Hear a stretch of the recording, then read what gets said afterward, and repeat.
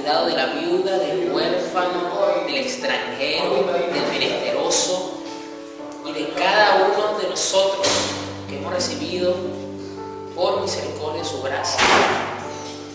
Y podemos deleitarnos en ese amor complaciente que ahora hemos recibido. Señor, que podamos así, de esa manera, crecer en una experiencia viva de poder, que podamos conocerte cada vez más, Señor, tener raíces profundas en ti, Señor. Que cada administración, que cada mensaje, que cada palabra, que todo lo que nosotros podamos recibir nos permita, Señor, tener más abiertos los ojos del entendimiento para conocerte mucho más, Señor. Para así, de esa forma, ser luz en este mundo, ser la sal, Señor, que este mundo tanto necesita, porque cada vez más se ve la pudredumbre en la que se encuentra, Señor. Padre, que podamos así entonces ser árboles robustos, ser ramas, Señor, cargadas de fruto, porque recibe la savia de vida que viene de ti, Señor. Ayúdanos, Espíritu Santo, ara nuestros corazones una vez más por medio de tu palabra, Señor. Amén. Dios es bueno, Dios es maravilloso. Nunca ningún servicio es igual a otro. Siempre se ha dicho que a veces el mejor servicio es el que la gente se pierde. Suele pasar eso. Pero cuando venimos con expectativa, cuando venimos con hambre a reunirnos, Dios nos puede maravillar, nos puede impactar de alguna forma. Dios sabe las necesidades que tenemos. No solamente me estoy refiriendo a las necesidades físicas que podemos estar padeciendo, a la provisión, sino me estoy refiriendo también a las necesidades emocionales, a las necesidades psicológicas. Porque acuérdense que nosotros no somos simplemente un saco de carne caminando que solamente se preocupa por las necesidades físicas, como que si fuésemos animales, que todo nuestro razonamiento y nuestra preocupación es en base a lo natural, como los animales, que solo se preocupan por comer, por beber agua, por estar libres del peligro de otros depredadores. Nosotros somos superiores a los animales, tenemos un espíritu, tenemos un alma que siente, que padece, que piensa, y tenemos esas necesidades también que ser cubiertas, y nuestro Padre se encarga de ello. Maravilloso, maravilloso esto. Bueno, continuamos con nuestro mensaje, discípulos de Cristo.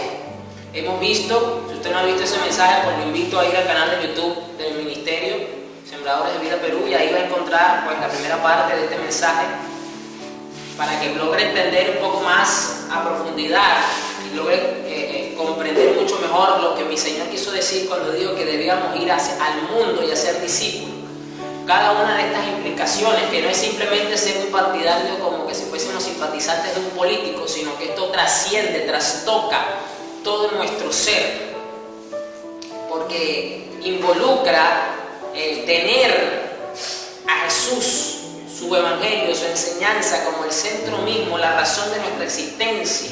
Y mi Señor, empezamos mirándola la semana pasada, dio varias características, Él directamente, porque Él como maestro, primeramente, podía poner, era su derecho, requisitos para formar parte de su enseñanza. En la época de mi Señor Jesús hubo varias facciones de enseñanza religiosa. No solamente estaban los fariseos, sino que los fariseos a su vez estaban subdivididos, por decirlo de alguna forma. O sea, los fariseos como tal, aunque eran una sola facción, pero dentro de esa facción habían otras facciones. Estaban también pues los escribas, estaban también los saduceos, y cada una de estas diferentes casas de enseñanza tenía requisitos para formar parte de ella. Evidentemente estoy nombrando las más populares, las más comunes, las más frecuentes, con las que más se ven en la palabra, y con las que mi Señor Jesús tuvo muchas veces mayores cruces de palabras, ¿no? Ya todos sabemos que los fariseos fueron el grupo que mayor palo llevó más palo que una batería. Pero mi Señor entonces también dijo bastante: si ustedes quieren ser mis discípulos, si ustedes están buscando que yo los vea a ustedes como discípulos, porque esta es la otra. Muchos ven a Jesús como maestro, no, el maestro Jesús, el maestro de Galilea, el maestro de la Biblia, el maestro principal del cristianismo, Jesucristo. O sea, lo reconocen y lo ven. pero otra cosa es que Jesús te reconozca y te vea a ti como discípulo de Él. Entonces son dos cosas muy distintas. Un ejemplo común de esto se ve hoy día cuando, por ejemplo, el hombre es promiscuo y tiene muchos hijos regados, y entonces pues los hijos crecen en un hogar disfuncional con una mamá soltera, pero empieza pues en su deseo personal ya de adulto investigar un poco de ver quién es la figura paterna, de quién es ese hombre que biológicamente es su padre y todo aquello. Y entonces da con este hombre a través de, pues, en la medida de lo posible, según su fuerza, da con la persona y se convence por mediante de las pruebas de que esta persona, este hombre, es su papá. Ya lo está reconociendo como padre. Ahora bien, viene la otra parte. Cuando va y se le presenta, fulano, yo soy su hijo, yo soy hijo de la señora tal, y ustedes tuvieron una relación hace tantos años y de ahí de esa relación salí yo. Pues, aunque le está diciendo la verdad, que hasta su madre se lo confirma, pues otra cosa es cuando este hombre le diga, bueno, sí, está bien, pero yo no te reconozco como hijo mío. Tuve una relación con esa mujer, pero hasta ahí. No me interesa tampoco saber si ella salió embarazada o no. Eso ocurre mucho, sobre todo hoy en Latinoamérica. Eso es frecuente, es algo común, lamentablemente. Entonces, el hijo reconoció al padre, sí lo reconoció. Ahora, el padre reconoció al hijo, no lo reconoció. De igual manera ocurre con mi Señor Jesús. Muchos le reconocen que Él es maestro, que otros dicen, Él es mi maestro. Pero ahora viene la otra pregunta de la otra contraparte. ¿Jesús reconoce a muchos que dicen que es su maestro como discípulos de Él? Esa es la pregunta que hay que hacerse acá. Porque si no fuese así, Jesús no hubiese puesto los requisitos que ya vimos en la primera parte. Básico, sencillo. Es como cuando van a solicitar el crédito en banco. O sea, tú no puedes ir simplemente a sentarte con el ejecutivo de venta, con el gerente, con la persona que te atiende y decir, yo quiero que el banco me dé tantos millones. Quiero que me dé esta cantidad, soles, de dólares, como usted lo quiera ver. La persona que te va a atender no simplemente te va a abrir la caja chica o te va a dar un cheque para que pases por tequilla y lo cobres. El primero te va a decir, ok, usted quiere que nosotros le reconozcamos a usted como una persona que, pues, opta por un crédito que vale la pena darle. Ese crédito, pues, cúmplame con estos requisitos. Cuando usted cumple con estos requisitos, nosotros evaluamos si usted, pues, podemos tener una relación comercial contigo. Pues de la misma manera, de la misma forma, si un banco, poniendo este ejemplo tan sencillo que acabo de poner, lo hace, tenemos que preguntarnos entonces si realmente Cristo nos está reconociendo a nosotros como seguidores de Él, como discípulos, y no simplemente como meros simpatizantes del Evangelio, como alguien que, pues, es un fanático más de un partido, de un equipo deportivo. Jesús no quiere que sus simpatizantes se queden como simpatizantes, sino que realmente pasen a ser discípulos de Él. Así que vimos en Mateo 28, y ahí vamos a partir, lo vimos la semana pasada, Mateo 28, en la Nueva Biblia Viva, el famoso pasaje de la Gran Comisión, como se le conoce hoy día, en muchos sectores de la iglesia. Mateo 28, versículo 19, leo la Nueva Biblia Viva. Por lo tanto, vayan y hagan discípulos. Es decir, la orden fue clara. Jesús nos dijo, vayan y agrupen a simpatizantes de mis palabras. Jesús no dijo tampoco, busquen y promuevan el Evangelio como partido político para que tengan adeptos en el mundo que estén de acuerdo con mi forma de pensar. Tampoco dijo eso. Vayan y hagan discípulos, hablando de una formación profunda que trastoca los cimientos más internos del ser humano. Por eso que el Evangelio es la única fuerza acá en la tierra presente que puede realmente tratar con el principal y mayor problema que tiene la humanidad, que está en su espiritualidad, que muchos ya saben o piensan que su problema está allí, el problema es que están buscando resolverlo por vías equivocadas, que trastoca realmente la muerte espiritual del ser humano por causa del pecado, y eso afecta todo el ser del ser humano.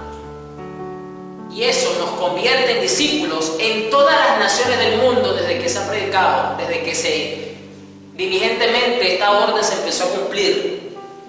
Bautícenos en el nombre del Padre, del Hijo y del Espíritu Santo y enséñenles a obedecer.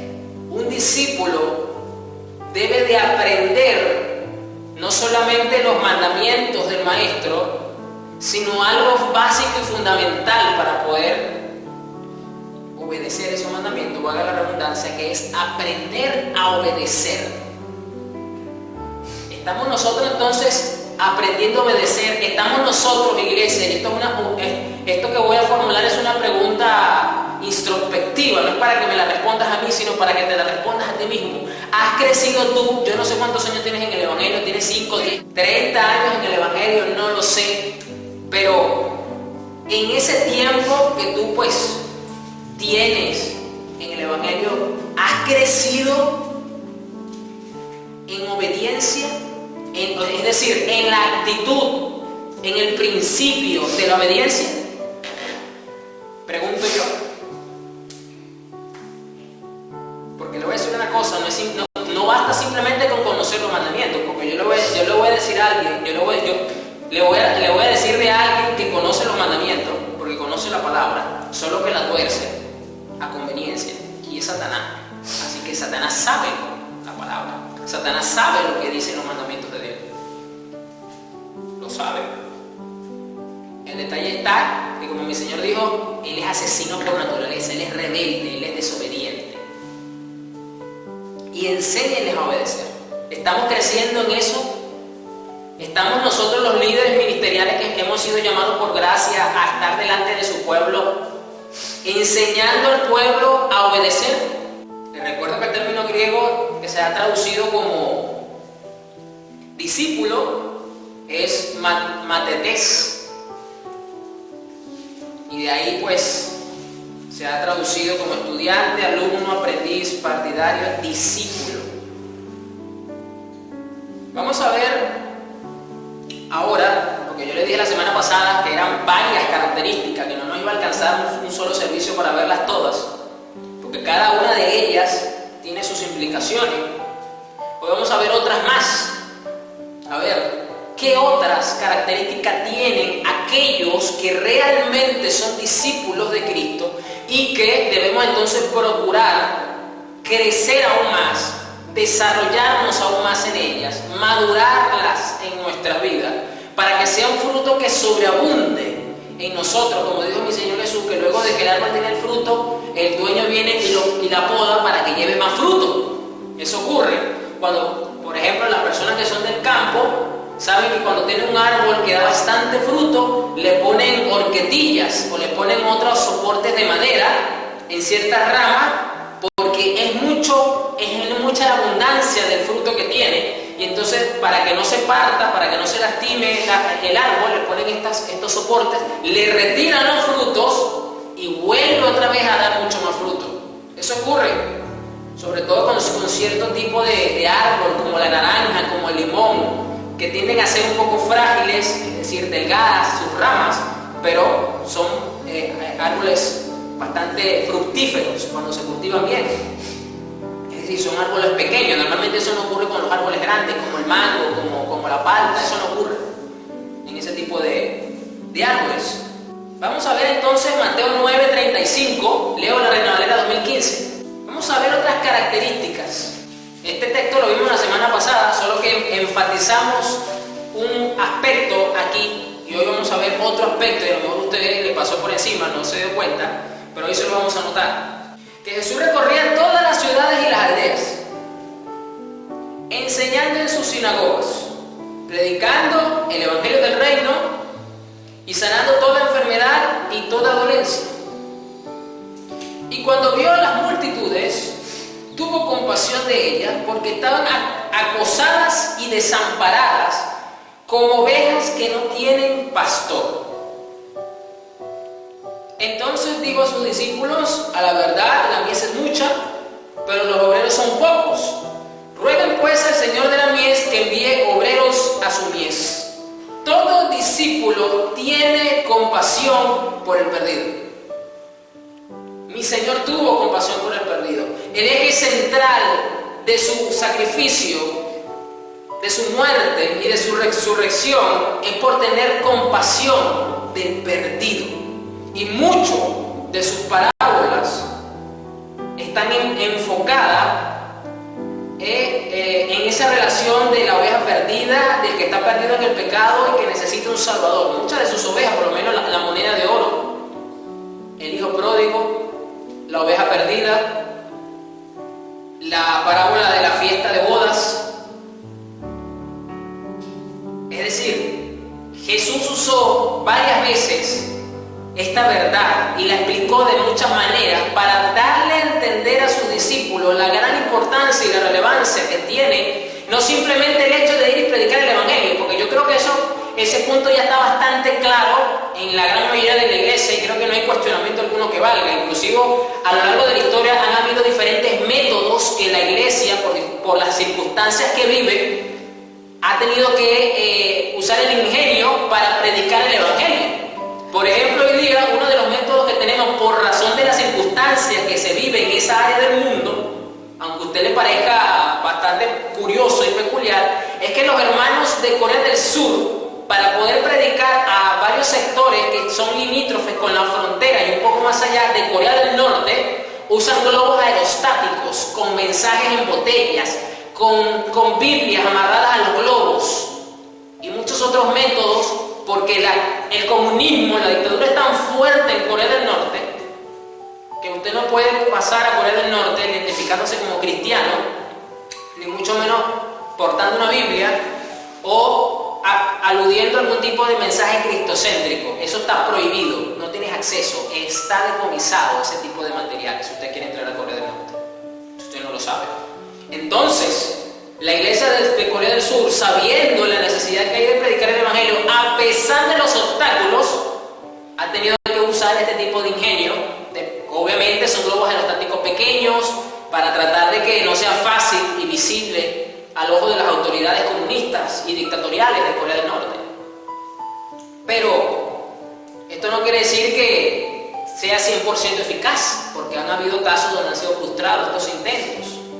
Pero lo que aquí nos podemos mirar es que el apóstol Mateo resaltó no solamente el hecho de que Jesús le dijo a sus discípulos, es decir, es una orden orar para que Dios siempre levante obreros para la mies. Eso es evidente, eso está claro acá, es una orden de Jesús.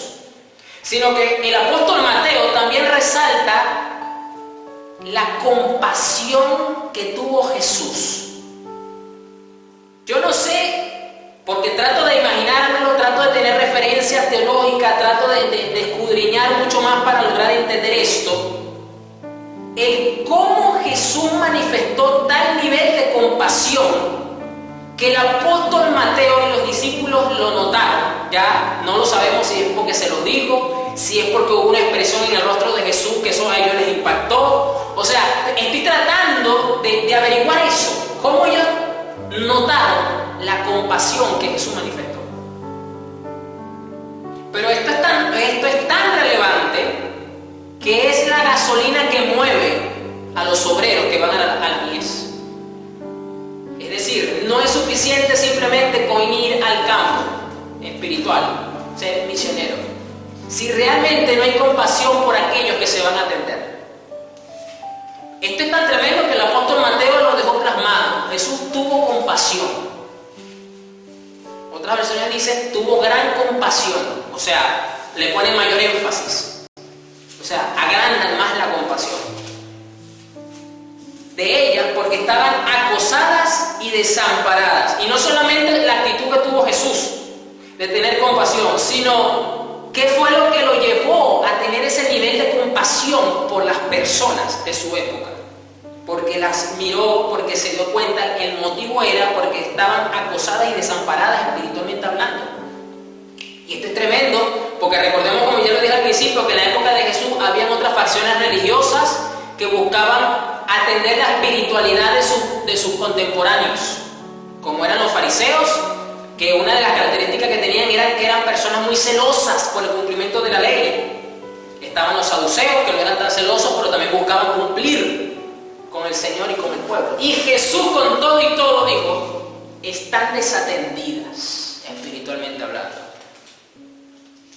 Y fue la compasión. Alguien preguntó: ¿estamos realmente nosotros más ocupados de tener siervos, de tener ministros, de tener una iglesia que se ocupa de tener una compasión, el fruto de la compasión claramente visible, por encima de los métodos que hoy día muchas veces se buscan tener? ¿O nos estamos enfocando en otras cosas? Porque la compasión es clave en cualquier método evangelístico que usted pretenda implantar en su iglesia o cumplir con la orden básica de predicar el evangelio. Yo le voy a poner esto, mire, en la historia, luego de la muerte de los apóstoles, pero todavía no había llegado el siglo I después de Cristo, es decir, no había llegado el siglo 100 todavía, es decir, un poco antes. Creo que fue poco después de la muerte del apóstol Juan en el año 90. Se desató un incendio por el cual echaron la culpa a los cristianos, porque para la época todos los males que ocurrían en el Imperio Romano era culpa de los cristianos. Y luego se levantó una peste terrible en el Imperio Romano, algo muy parecido a lo que está pasando ahorita en el mundo, pero solamente fue a nivel del Imperio Romano. Y fue tan terrible la peste que los mismos romanos estaban abandonando Roma. Los generales del imperio no querían seguir al frente, estaban huyendo. Los médicos romanos estaban huyendo, los sacerdotes paganos romanos estaban huyendo. Todo el mundo estaba dejando el pelero, como decimos en Venezuela. Los médicos no querían atender a los mismos enfermos romanos. Pero ¿sabe qué pasó? Los cristianos, que evidentemente no tenían privilegios, eran vistos como el problema siempre, no se estaban yendo del Imperio Romano. Dijeron que era necesario mostrar la misericordia de Jesús para con los enfermos y que de esa forma iban a testificar del Evangelio. Y se quedaron atendiendo a los enfermos, ya sean romanos, no sean romanos, sean paganos, lo que sea. Es decir, fungieron como enfermeros los hermanos de esa época. Tuvieron compasión por el perdido. ¿Y qué ocurrió luego? Evidentemente algunos murieron, obvio. Pero ¿qué a mediano y a largo plazo, qué efecto tuvo esto en el Imperio Romano? El cristianismo se consolidó y empezó a ganar fuerza y empezaron a creer en el Dios de los cristianos por la compasión mostrada en un momento tan importante del imperio. ¿Qué lo llevó entonces a ello? ¿Cuál fue el elemento evangelístico?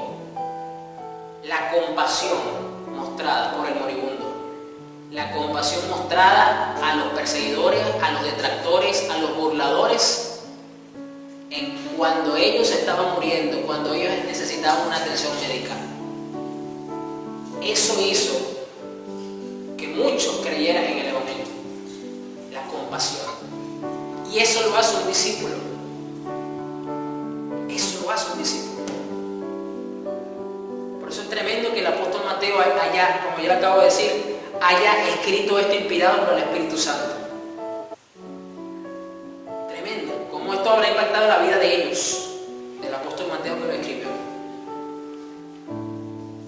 Vamos a ver otra característica que tienen los que son realmente discípulos de Cristo y que son reconocidos como Cristo, como discípulos de Él.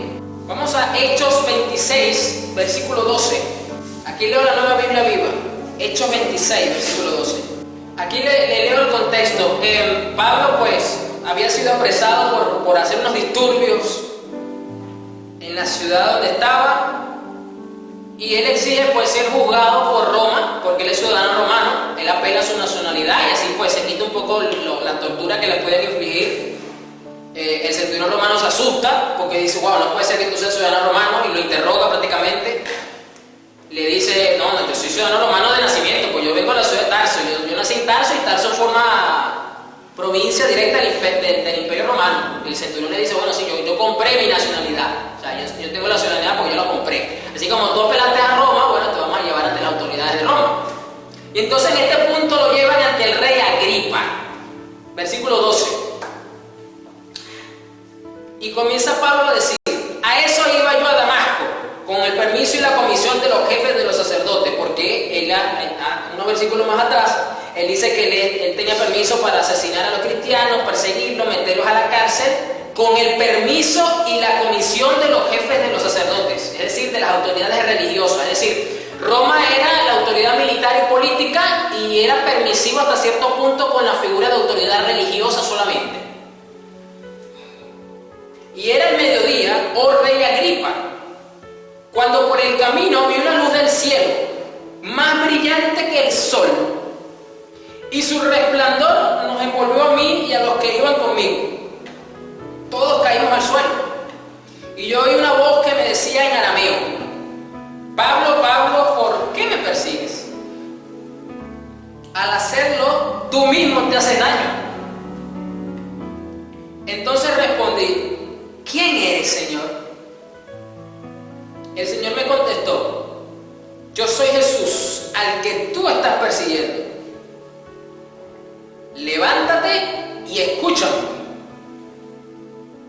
Me he aparecido a ti porque quiero que seas mi siervo.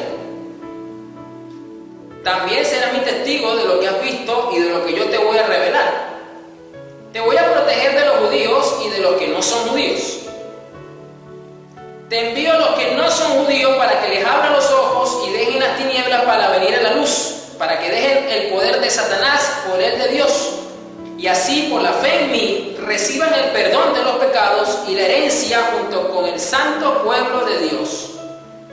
Todo discípulo es audaz para evangelizar y aprovechar cada momento para hablar de Cristo. Pablo no le estaba preocupando si lo metían preso, si lo dejaban preso, si le iban a meter 40 años de cárcel, si le estaban violando los derechos humanos. Él no se ocupó de su circunstancia temporal actual. Él estaba preocupado por aprovechar esa audiencia para predicar el evangelio. Porque el rey Agripa le da permiso, usted lo lee un poquito más arriba, Pablo, te vamos a dejar que te defiendas, a ver, ¿qué tienes que decir en tu defensa? Y a lo mejor el rey Agripa, como está acostumbrado, bueno, este hombre va a presentar alegatos legales para que yo lo suelte. Y resulta que a Pablo no le importa un pepino frito su situación de encarcelamiento, no le importa la situación en la que está. Su preocupación es mostrar el evangelio por medio de su convertimiento, para que vieran lo sobrenatural y la realidad del Cristo vivo y resucitado, del Dios hecho carne. Entonces todo discípulo es audaz. ¿Por qué? Porque aprovechó la circunstancia para llevar el mensaje del evangelio. Y de esa forma aprovechó el momento para exponer a Cristo. ¡Qué impresionante! Que Pablo no dijo ni una sola palabra para que lo soltara. No apeló a la Constitución de Roma, al Código Procesal Penal, al Ministro de Interior y Justicia. No apeló a nada de eso. Su intervención fue para hablar de Cristo.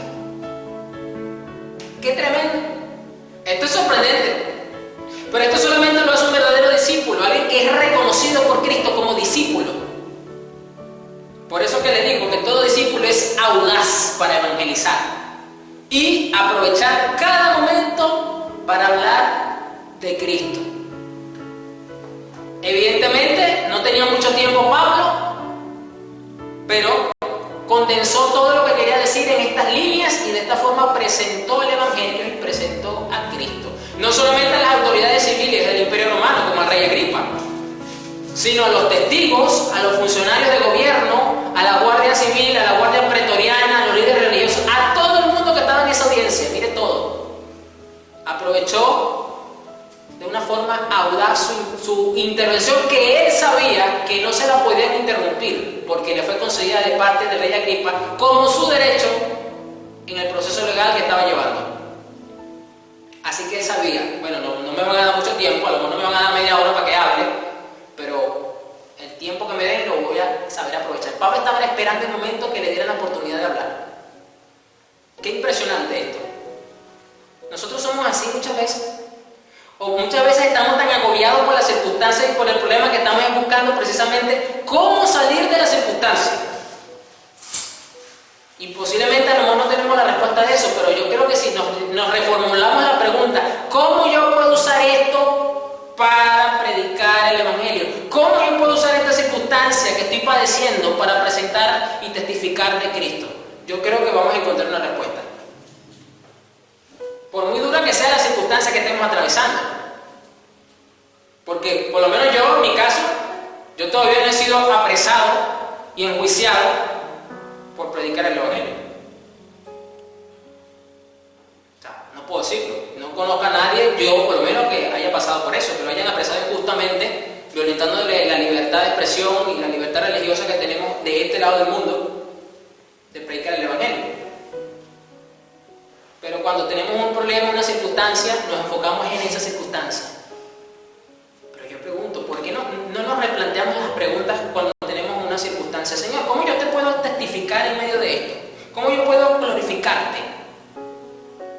Y yo te puedo asegurar que vas a encontrar la respuesta. Porque eso fue lo que hizo Pablo. Impresionante. Tuvo una audacia, fue audaz para evangelizar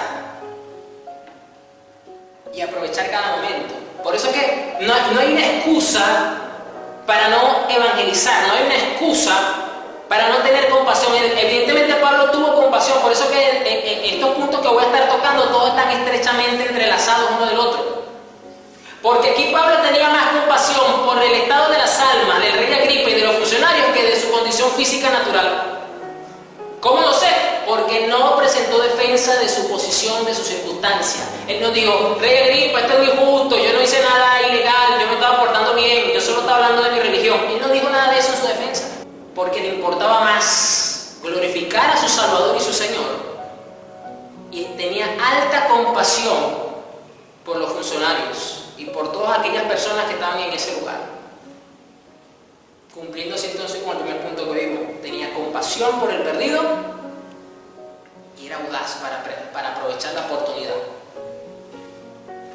Pero fíjense que lo llevó a ser audaz fue precisamente la gran compasión que tenía, porque fue mayor la compasión por el perdido que el egoísmo personal, de cómo salgo yo de esta situación. ¿Cómo salgo yo de esta situación? Es decir, yo creo que la iglesia cristiana tiene que cambiar un poco el enfoque que tiene con respecto a las circunstancias que padece y mantenerse siempre, ¿cómo hago yo para seguir glorificando a Dios en medio de esta circunstancia? ¿Cómo aprovecho yo esto que me está pasando para predicar el Evangelio si tengo la oportunidad de hacerlo? Tremendo como el apóstol Pablo. Y ahora que vemos acá, el Señor me contestó, yo soy Jesús al que tú estás persiguiendo, levántate y escúchame. Me he aparecido a ti porque quiero que seas mi siervo. Jesús se nos apareció a todos nosotros. Nosotros no andábamos buscando a Cristo, nosotros estábamos metidos en el hoyo del pecado y de la perdición. También serán mis testigos, somos testigos de lo que he visto y de lo que yo te voy a revelar. Usted es testigo del poder de Dios porque usted sabe de dónde Dios lo sacó. Dígame usted si eso no es milagroso. Yo no necesito predicar el testimonio de otro. Yo con predicar el mío en momentos puntuales, con nombrarlo, ya yo estoy demostrando que Dios es poderoso, porque me sacó a mí del hoyo de la perdición, de la tiniebla, así como te sacó a ti. ¿Qué más prueba de poder sobrenatural tú quieres? Te voy a proteger de los judíos y de los que no son judíos. Esto dirá, bueno, pastor, pero si Dios le dijo que le iba a proteger, ¿por qué estaba preso injustamente? Porque para los que aman a Dios, todas las cosas ayudan para bien. Y Dios previó que de esa forma era la manera más expedita y más rápida que él iba a tener enfrente hasta el mismísimo rey Agripa. Y Dios lo permitió, y para Pablo, pues, ni corto ni perezoso, lo aprovechó. Te envío a los que no son judíos, ¿para qué? Para que les abran los ojos del entendimiento. Usted tiene que orar siempre, ahora, como discípulo de Cristo que usted es, para que usted tenga mayor compasión por el perdido, para que usted sea audaz para presentar el Evangelio y que eso le permita a usted, o mejor dicho, que Dios te use a ti y a mí para abrirle los ojos y salgan de las tinieblas, los ojos del entendimiento que están entenebrecidos en eso. Ese es nuestro objetivo. Y dejen las tinieblas para venir a la luz. ¿Para qué? Para que de esa forma dejen el poder de Satanás por el poder de Dios. Es decir, Dios los saca, se los arrebata a Satanás. Y así por la fe en mí reciban el perdón de los pecados y la herencia junto con el santo pueblo de Dios. Eso es lo que buscamos nosotros cuando presentamos el Evangelio. Confiamos en que los resultados no dependen de nosotros. Buscamos abrir los ojos a las personas, pero entendiendo que yo siembro, otro riega y el crecimiento lo hace Dios. En eso hay que estar claro, en eso hay que estar entendido. Pero buscamos esto, abrir los ojos a las personas. ¿Por medio de qué? De la exposición de la verdad del Evangelio. Vamos ahora a otro punto, Hechos 2:41, Nueva Biblia Viva. Otro rasgo característico de los que son discípulos de Cristo y que son reconocidos por Cristo como discípulos. Hechos 2:41 dice, los que creyeron sus palabras, es decir, de la predicación de Pedro, porque Pedro ahí estaba lanzándose el primer mensaje evangelístico oficial de la iglesia. Se convirtieron unas 3.000 en total, se bautizaron y se reunieron a los demás, y se unieron a los demás creyentes que se congregaban regularmente para escuchar las enseñanzas de los apóstoles, tener comunión unos con otros, compartir el pan y orar. Un profundo temor reverencial vino sobre toda la gente, y los apóstoles seguían realizando milagros y señales. Los creyentes permanecían constantemente unidos y compartían entre sí todas las cosas. Los que son discípulos de Cristo, los que son reconocidos por Cristo, forman una armonía con el resto de miembros del cuerpo de Cristo, formando así una comunidad comprometida e involucrada entre sí misma.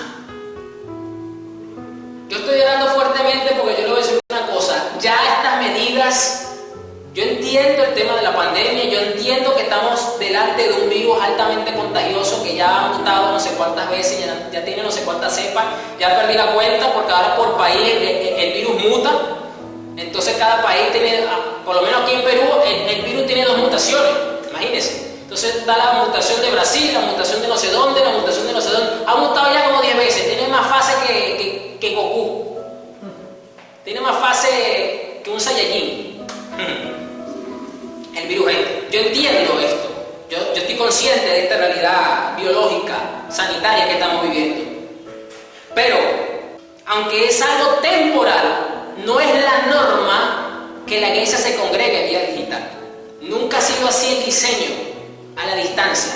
Porque aquí me dice a mí que los que creyeron, los que se convirtieron, los que se bautizaron, se unieron a los demás creyentes que se congregaban regularmente. Estamos llamados a formar parte de una comunidad, estamos llamados para que se congregaban para escuchar las enseñanzas de los apóstoles. Pastor, pero para eso está YouTube, ahí uno encuentra prédicas buenas y malas, ahí hay de todo. Sí es cierto, sí es verdad, pero ese no es el diseño. No se trata de lo que funciona, se trata de lo que es bíblico y correcto a los ojos de Dios. Por eso le dije, estamos temporalmente, como hemos acuñado este término en la actualidad, congregándonos digitalmente, pero ese no es el diseño de Dios. No es el diseño de Dios. Porque aquí dice, para escuchar las enseñanzas de los apóstoles, tener comunión unos con otros. Usted puede tener comunión escuchando una prédica de YouTube. Usted no puede tener comunión con otro hermano escuchando una prédica por YouTube. Entonces, estamos como quien dice en un modo ultra básico actualmente en la iglesia. Que esto ha traído repercusiones, esto ha traído consecuencias, porque hay una gran realidad. Muchos se han enfriado. La indiferencia les ha ganado terreno. La soledad, dirá pastor, pero ¿cómo usted va a decir que el cristiano sufre de soledad si la palabra dice que Dios va a estar con nosotros todos los días hasta el fin del mundo? Sí, es verdad. Es una verdad que todavía no se ha hecho 100% verdad en muchos creyentes hoy día.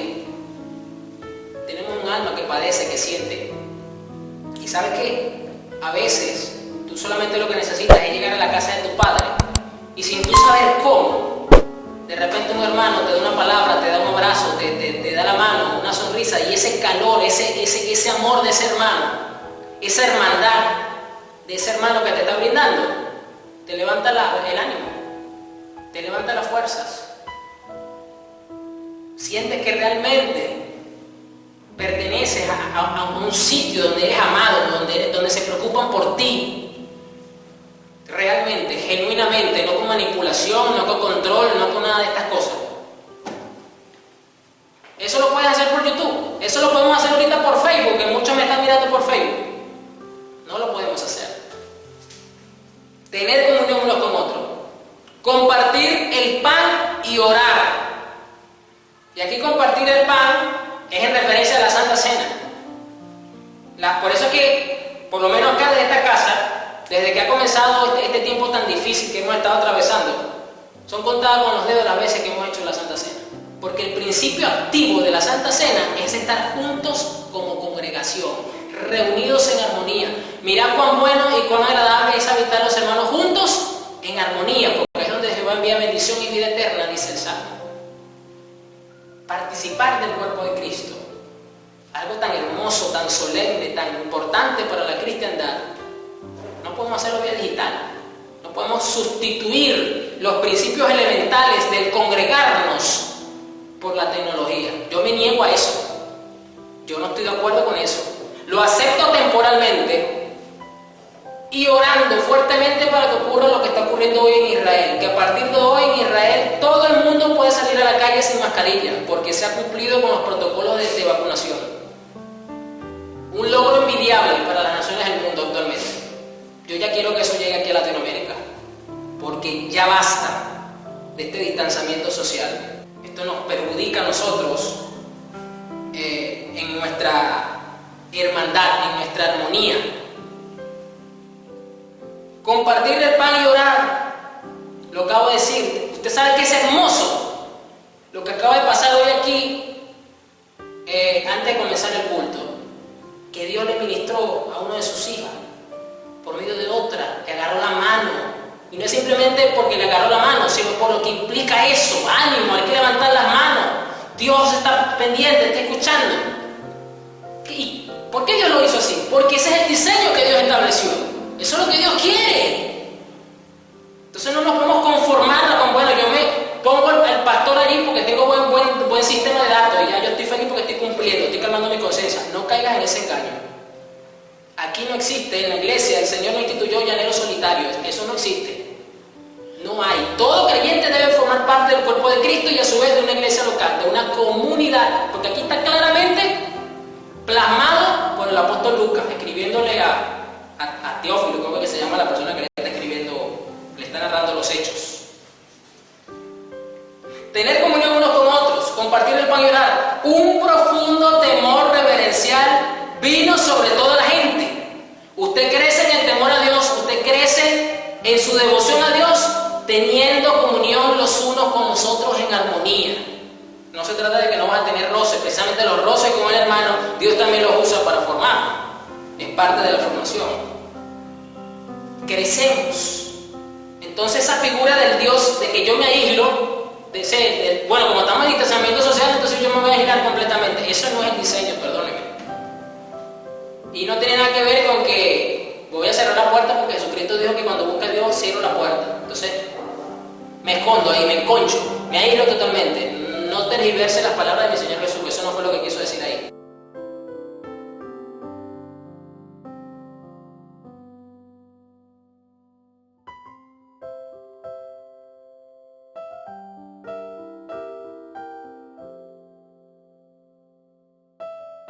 Y los apóstoles seguían realizando milagros y señales. Los creyentes, escuchen, permanecían constantemente unidos y compartían entre sí todas las cosas.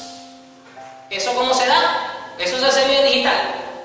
Eso no se hace vía digital. Eso no es posible llevarse a cabo vía digital. Por eso que yo, como lo acabo de decir, acepto temporalmente y lo tolero bajo algunos términos que ya se están dando, pero por otro lado oro fuertemente para que la iglesia pueda otra vez juntarse físicamente y congregarse, porque eso es lo que hace un discípulo de Cristo, forma una armonía con el resto de miembros del cuerpo de Cristo, formando así una comunidad comunidad comprometida e involucrada en sí misma. ¿Cómo yo me puedo comprometer con la necesidad de mi hermano si solamente lo veo por una pantalla cuando tenemos servicio ahora los 3 veces a la semana? ¿Cómo yo puedo involucrarme? ¿Cómo yo puedo estar unido y compartir y tener en común todas las cosas con mi hermano si solamente lo veo una vez a la semana? Porque en la semana trabajé mucho y solo pude entrar el domingo. Y cuando entré no saludé a nadie. Escuché el servicio y así como entré, así salí. Esto es fundamental. Por eso que hay muchos pastores en el mundo que están orando para que en sus países levanten las medidas y otros han sido más temerarios y han ido en contra de las medidas, sabiendo que van a sufrir las consecuencias.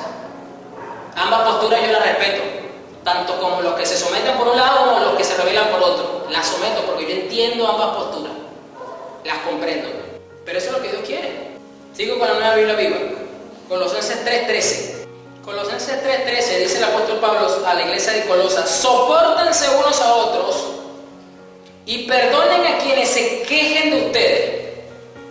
Si el Señor los perdonó, ustedes están obligados a perdonar. Me gusta como dice esta versión con respecto al perdón, porque aquí no hay sino una orden apostólica. Estás obligado a perdonar. Me gusta como lo dice. Y sobre todo, vístanse de amor, que es lo que permite vivir en perfecta armonía.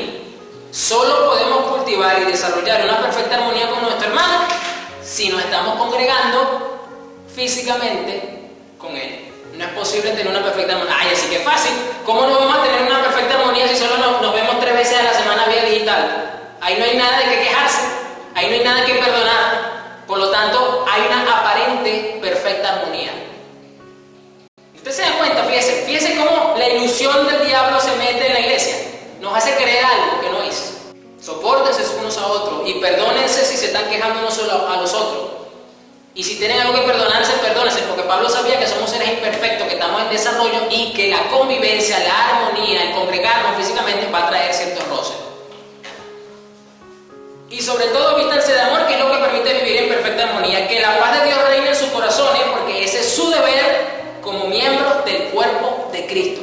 Es nuestro deber, como miembros del cuerpo de Cristo, aplicar estas cosas. Pero ¿cómo lo aplicamos si no nos congregamos físicamente?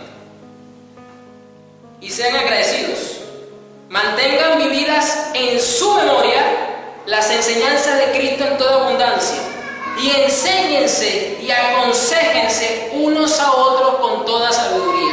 ¿Cómo se va a dar esto si ni siquiera nos podemos reunir socialmente a tomarnos un café? Pregunto.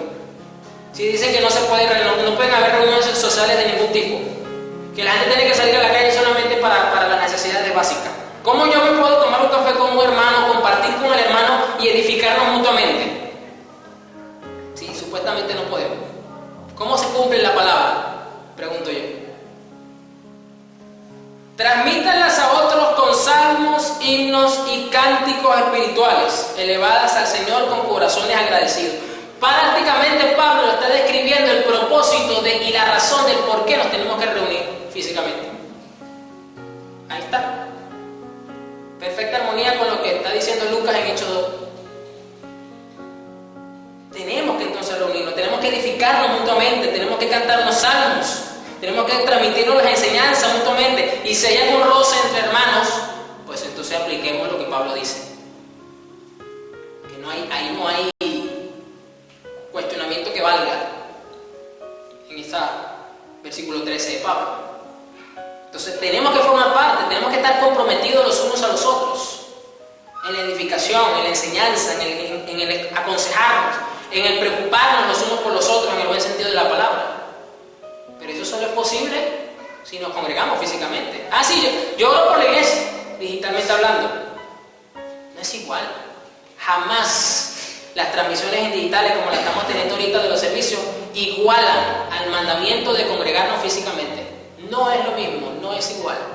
Ya se lo estoy demostrando. Y un discípulo de Cristo se ocupa por esto. Así que si usted había dejado de orar para que levanten las restricciones y nos podamos congregar físicamente, pues lo insto nuevamente, porque eso es lo que hace un discípulo de Cristo. Un discípulo de Cristo no le puede dar igual si nos congregamos físicamente o no. ¿Qué es eso? Eso no es bíblico. El deseo de todo discípulo de Cristo es habitar juntos en armonía con el resto de carbones encendidos. Vamos ahora a ver 2 Corintios 9, del 1 al 7, Nueva Biblia Viva. Dice acá: sé que está de más que les hable de ayudar a los cristianos. Es interesante cómo Pablo comienza en este capítulo diciéndole a la iglesia de Corintios: sé que está de más. Es decir, yo ya tengo claro que esto lo tienen ustedes muy bien presentes, lo aplican, están bien maduros en esto. Fíjense, interesante. Ustedes siempre están dispuestos a ayudar. Es decir, no solamente les reconoce que están bien formados a nivel de doctrina, de enseñanza, sino que también tienen la actitud correcta para aplicar dicha doctrina. Y he tenido el orgullo de decir a los hermanos de Macedonia que hace un año ustedes, los de Acaya, ya estaban listos para enviar una ofrenda. Es decir, Pablo no todo le era echarle palo a la iglesia de Corintios, porque usted sabe que la iglesia de Corintios tuvo ciertos problemas y Pablo le habló fuerte. Aquí Pablo les reconoce un punto que lo tienen bien maduro, que han crecido en esta verdad espiritual. Y dice acá esta versión como que si fuese un orgullo santo del apóstol para con la iglesia de Corintios. O sea, no todo era negativo en la iglesia de Corintios. Y es más, el entusiasmo de ustedes, escuchen, fue la chispa que prendió en la mayoría de ellos el deseo de ayudar. Es decir, este punto favorable de la iglesia de Corintios fue un ejemplo inspirador e influenciador para con otros grupos de hermanos que estaban en otro sitio. Sin embargo, les envío a estos hermanos para asegurarme de que ya están listos para mandar el donativo, como he dicho que lo estaría. No quiero que a última hora me hagan quedar mal. Me daría pena, y a ustedes también, que algunos macedonios fueran conmigo y encontraran que todavía ni siquiera han recogido la ofrenda. Así que pedí a estos hermanos que fueran primero y se cercioraran de que el generoso donativo que ustedes prometieron ya esté listo. Así será una muestra de generosidad y no de tacañería. Ahora bien, el agricultor que siembra pocas semillas obtendrá poca cosecha, pero el que siembra mucho, mucho cosechará. Cada uno tiene que determinar cuánto va a dar, que no sea con tristeza ni porque lo obligue, porque Dios ama al que da con alegría, que vemos acá. Que precisamente los discípulos son generosos y desprendidos de las cosas materiales. No es por tacañería que debemos de ser, no es por imposición u obligación que debemos de ser generosos, es porque esa es la enseñanza que hemos recibido de Cristo. Cristo multiplicó los panes y los peces y le dijo a los discípulos que repartieran generosamente, no que repartieran un poquito para que alcanzara. Es decir, todos comieron hasta que se saciaron y sobró panes y peces. Dice que sobraron, si no me equivoco, 12 cestas de peces. O sea, imagínense, la gente de 2 panes y 2 peces, y usted sabe ese milagro. La gente comió hasta que se sació, así que sí, hubo más de uno que repitió 2 y 3 veces pan, o se metió 2 y 3 pescados, y con todo y todo eso, sobró pan y sobró pescado. El famoso pasaje que se usa muchísimo para predicar, Juan 3:16, de tal manera amó Dios al mundo que dio a su Hijo. Dio no un ángel, no dio un demonio, no dio un planeta, no dio una galaxia, dio a su Hijo mismo en propiciación por los pecados. Y aquí dice el apóstol Pablo, le reconoce a la iglesia de Corintios que era una iglesia que tenía la actitud y la enseñanza porque era una iglesia generosa, y su generosidad fue la influencia y la enseñanza que hizo que otro grupo de creyentes copiaran. Es decir, la iglesia cristiana, los discípulos de Cristo, porque este es el mensaje, son generosos y desprendidos de las cosas materiales. Lamentablemente este es un tema que se ha pervertido y se ha trillado y se ha manchado bastante hoy día en la iglesia cristiana. Yo lamento mucho esto, pero no puedo dejar de decir la verdad por este sector, por este grupo que hasta inclusive se llama Evangelio de la Prosperidad, basado en esto.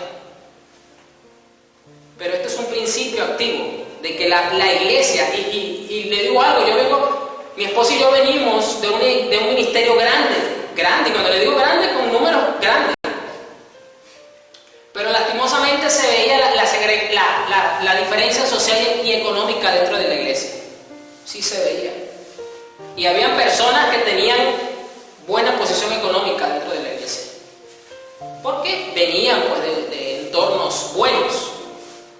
Pero yo que estuve dentro hasta cierto punto, nunca vi participación de esos grupos que tenían como ayudar y socorrer a los hermanos que estaban en una condición precaria. La excusa era porque vamos a contribuir en la iglesia, pero solo para el evangelismo. Es decir, solo para llevar el evangelio, que tampoco está mal. Está bien que usted quiera disponer sus recursos para que la expansión del reino de los cielos avance. Eso está bien. Pero el mismo apóstol Juan luego dice que si tú sabes que tu hermano tiene una necesidad y tú tienes cómo socorrerlo, no le digas que Dios te bendiga, que Dios te ayude, porque eres un hipócrita, eres un falso. Y aquí el apóstol Pablo está reconociendo a la iglesia de Corintios que se preocuparon por él. Y como lo dice, que no era por obligación, o sea, él no estaba obligando a la iglesia de Corintios a hacer así. O sea, no les impuso, aprovechándose de su autoridad apostólica, para hacerlo. Ni mucho menos que ellos lo daban con tristeza, él mismo se lo reconoce.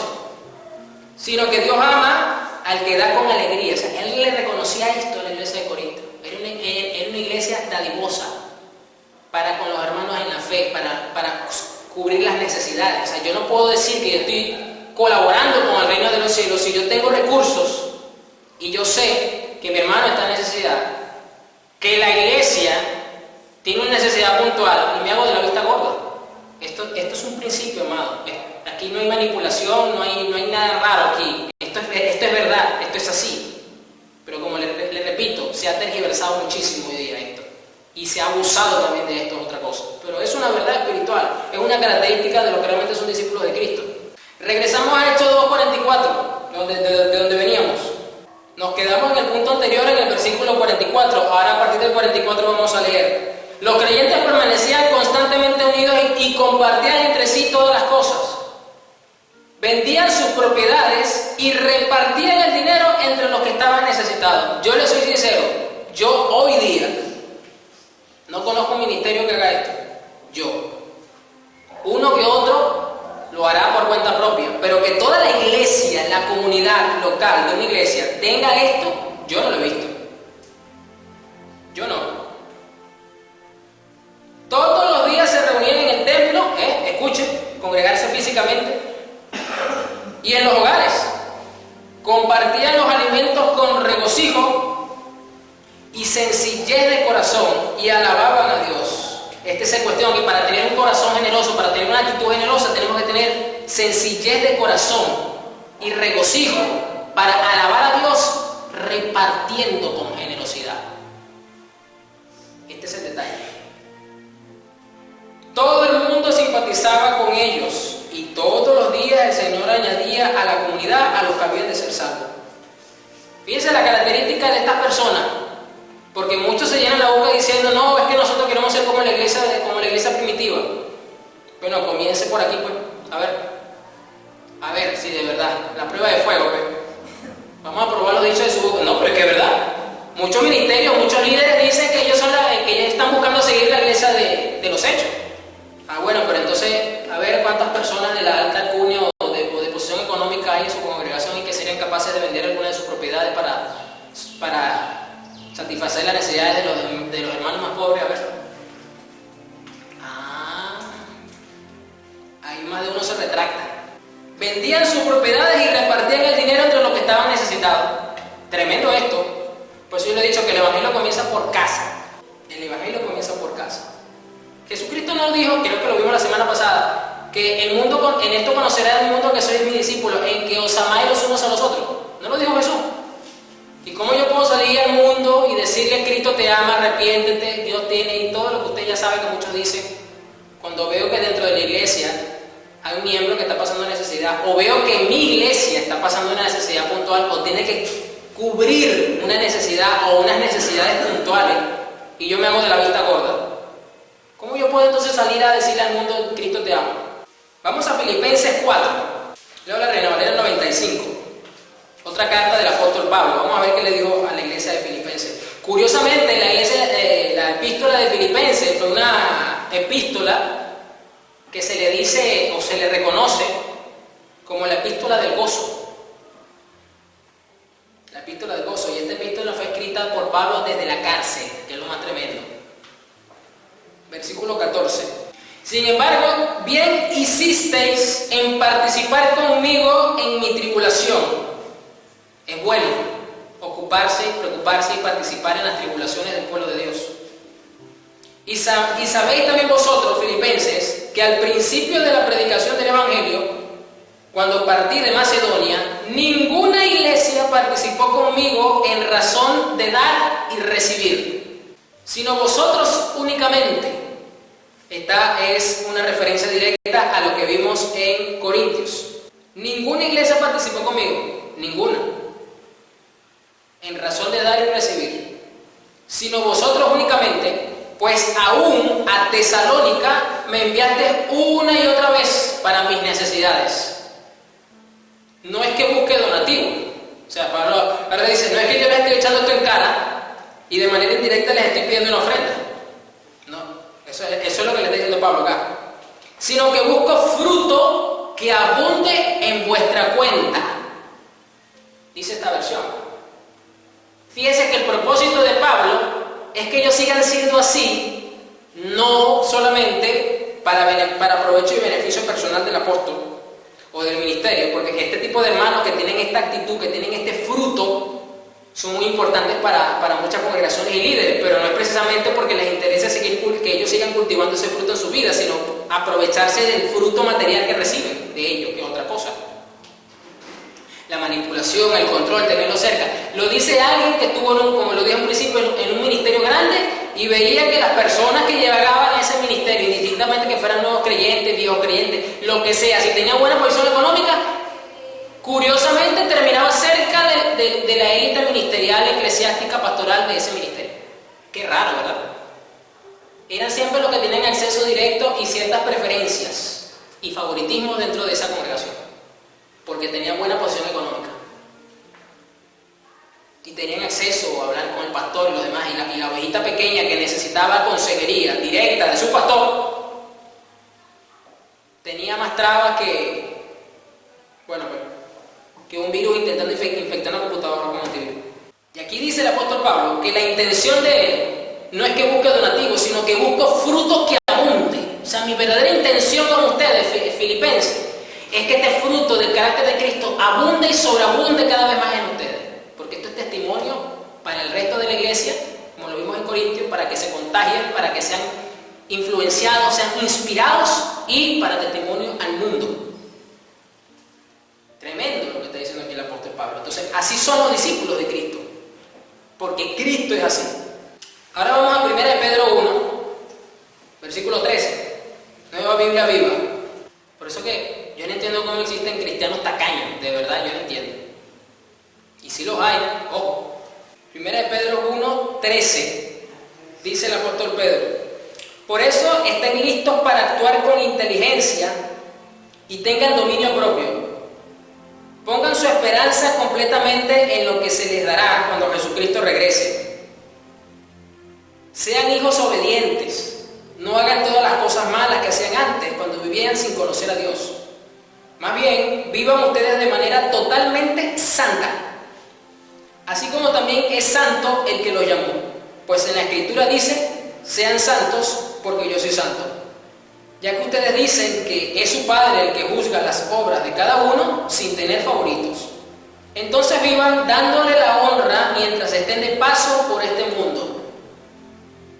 Otra característica de los que Cristo reconoce como su discípulo son aquellos que tienen en alta estima y como estilo de vida la santidad y la consagración. Es más, el apóstol Pedro en este verso que estamos leyendo, me gusta mucho cómo lo dice esta versión al final del versículo 17, dice: entonces vivan dándole la honra mientras estén de paso por este mundo. Y viene hablando, citando, haciendo énfasis en la santidad. Entonces, la mejor forma que tenemos nosotros para honrar a Dios las 24 horas del día es viviendo y procurando satisfacer los estándares de la santidad en nuestra vida. De esa forma estamos honrando a nuestro Señor. Entonces, un cristiano No solamente honra a Cristo cuando va y predica el Evangelio, no solamente honra a Cristo cuando tiene una posición de servicio dentro de la iglesia local, sino cuando vive las 24 horas en santidad. Porque el servicio solo dura cuando está el servicio activo en la iglesia, el culto. El Evangelio, bueno, ya usted se da cuenta pues que a lo mejor usted va a ser un poco más audaz a la hora de aprovechar las oportunidades del Evangelio para predicarlo. Pero tu estilo de vida no funciona por horario. Tú eres siempre, desde que te levantas hasta que te acuestas, eres una persona activa, pensante. Pues precisamente durante ese periodo de tiempo, es que hasta durmiendo, como estamos durmiendo bajo un esquema de santidad, no es que usted se pone la santidad cuando usted se despierta y la cuelga cuando se va a acostar a dormir como si fuera una ropa. Hasta dormido estamos honrando a nuestro Señor porque estamos durmiendo en santidad. Porque si estamos viviendo en santidad, dormimos en santidad. Entonces, de esa forma estamos honrando a nuestro Señor. Y Pedro dice, ahora retomando el versículo 13, estén listos para actuar con inteligencia y tengan dominio propio. Para vivir en santidad hay que ser inteligente. ¿Por qué? Porque hoy día el pecado se disfraza de muchas formas y de muchas maneras. Hay que ser astuto. El pecado es astuto, nosotros somos más inteligentes. Tenemos que tener dominio propio porque las tentaciones hoy día son tremendas, son muy sutiles, son muy tentativas, valga la redundancia. Sean hijos obedientes, no hagan todas las cosas malas que hacían antes cuando vivían sin conocer a Dios. Más bien, vivan ustedes de manera totalmente santa, no es una santidad a medias, o una cuarta parte de santidad, totalmente santa. Esto nos habla de una determinación y una gallardía férrea para con la santidad, así como también es santo el que lo llamó. Y concluimos un capítulo más adelante, capítulo 2 de 1 de Pedro, versículo 9. Pero ustedes son una familia escogida, son sacerdotes reales y son una nación santa. La santidad no es simplemente un estado del creyente. La santidad forma parte de la identidad propia del creyente. Esto no es algo opcional, esto no es algo que yo me quito y me pongo. Esto es lo que yo soy ahora. Esta es la diferencia con la santidad. La concepción que tenemos que tener de la santidad es esta. No es simplemente un estado o es algo que yo me pongo de vez en cuando. Cuando ayuno más, cuando vigilo más, me siento más santo o menos santo. Eso es normal porque estamos en una búsqueda más directa y más íntima con el Señor. Pero esto es algo propio de nosotros. ¿Por qué tú eres santo? Porque es que yo soy santo. En mi naturaleza, en mi nuevo nacimiento que hemos recibido como creyentes, no es un ropaje simplemente, es que esa es nuestra naturaleza. Esto está intrínseco ahora en nosotros, la santidad. Es parte de tu identidad ahora. Por eso dice, como nación santa. ¿Y qué tiene una nación? Tiene una identidad propia. Tiene una identidad propia. ¿Por qué se dice, y aquí me perdonan los hermanos argentinos, como el ejemplo que voy a poner? No es nada personal ni mucho menos, pero es algo que se ve con cierta frecuencia. ¿Por qué siempre los chistes donde están presentes la figura de los argentinos hablan mucho los presentan como con mucha soberbia y con mucha altivez? Porque para nosotros los sudamericanos consideramos que los argentinos tienen como rasgo nacional la altivez, la soberbia. Y por eso entre los chistes que se usan los gentilicios, el argentino es presentado de esa forma. ¿Por qué? Porque para nosotros concebimos que el argentino tiene eso dentro de su nacionalidad, dentro de su naturaleza nacional. Entonces, para el creyente, la santidad forma parte de sí. No es algo externo, no es algo que yo tengo que agarrar y ponerme lo que no forma parte de mí. No, eso es lo que yo soy ahora. Somos un pueblo que Dios compró para que anuncien sus obras extraordinarias. Él fue quien nos llamó de las tinieblas a la luz maravillosa. Ustedes antes ni siquiera eran pueblo, pero ahora son el pueblo de Dios. Antes no habían tenido compasión de ustedes, pero ahora ya les tienen compasión. Dios tuvo compasión de nosotros y ahora nosotros tenemos compasión de los demás. Fíjense cómo nos conectamos con el primer punto.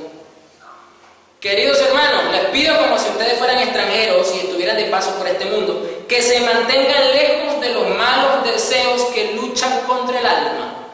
Tenemos una lucha constante. Tenemos una lucha.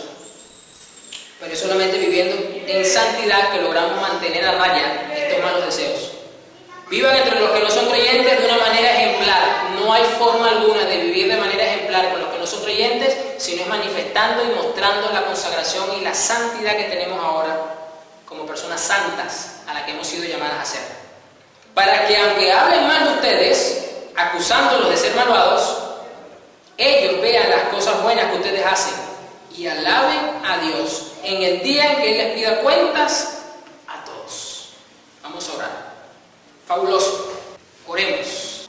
Oh Jesús, ayúdanos, Señor, a que seamos discípulos tuyos realmente. Que podamos, Padre, en el nombre de Jesús, esforzarnos para ser diligentes en desarrollar, en madurar en cada uno de estos rasgos característicos, Señor. Ayúdanos. Hemos sido indiferentes para con el perdido. Simplemente hemos querido callar nuestra conciencia al predicarles el Evangelio de alguna forma para decir que estamos bien y que estamos cumpliendo, Señor. Si no hemos tenido esa compasión que tú tuviste para con las ovejas perdidas, Padre. Ayúdanos, Espíritu Santo, también a ser personas generosas, a ser discípulos desprendidos de lo material, como dijiste tú, que no tengamos tesoros en la tierra, sino tesoros en los cielos, Señor. Que podamos de verdad entender, comprender y en la medida de lo posible, según nuestra fuerza, según como disponemos en nuestro corazón, no por imposición ni por tristeza, ni por fuerza, ni por manipulación, que podamos satisfacer las necesidades de nuestros hermanos, que podamos abonar, que podamos ser generosos para con las necesidades de la iglesia local a la cual tú nos has puesto, Señor, para que de esta forma estemos comprometidos los unos a los otros y podamos así, Señor, congregarnos físicamente, Padre. Yo te lo pido, Señor, junto con mis hermanos, para que podamos ser edificados mutuamente, para que podamos enseñarnos mutuamente, para que podamos cantar mutuamente, para que podamos orar los unos para con los otros, Señor. Y si de todo esto sale, Señor, algún roce entre los hermanos, pues que podamos perdonar, que podamos ser tolerantes, que podamos amarnos los unos a los otros, Señor. Padre, que en el nombre de Jesús tú nos puedas bendecir de esta forma, que podamos ser discípulos que no solamente aplican la santidad como una norma, sino que la tienen como estilo de vida porque forma parte de nuestra naturaleza nueva, de este nuevo ser, porque todas las cosas viejas pasaron y todas son hechas nuevas. Hemos nacido de nuevo y dentro de esta identidad, de este nuevo nacimiento, la santidad forma parte de nuestros genes espirituales, Señor. Padre, que entonces podamos seguir actuando y viviendo de esta manera, que podamos seguir creciendo en la obediencia y madurar en ella, Señor, para enseñar a otros los mandamientos que tú nos has dejado, Señor Jesús. Y que de esa forma seamos el cuerpo de Cristo, Señor, que te glorifica, que vive para ti, Señor. Esa iglesia que tú instituiste, hermosa, Señor, que se prepara para recibirte y que es la luz del mundo, Señor. Así yo te pido que nos bendigas, que bendigas a cada uno de mis hermanos que escuche este mensaje, Señor, en el nombre de Jesús.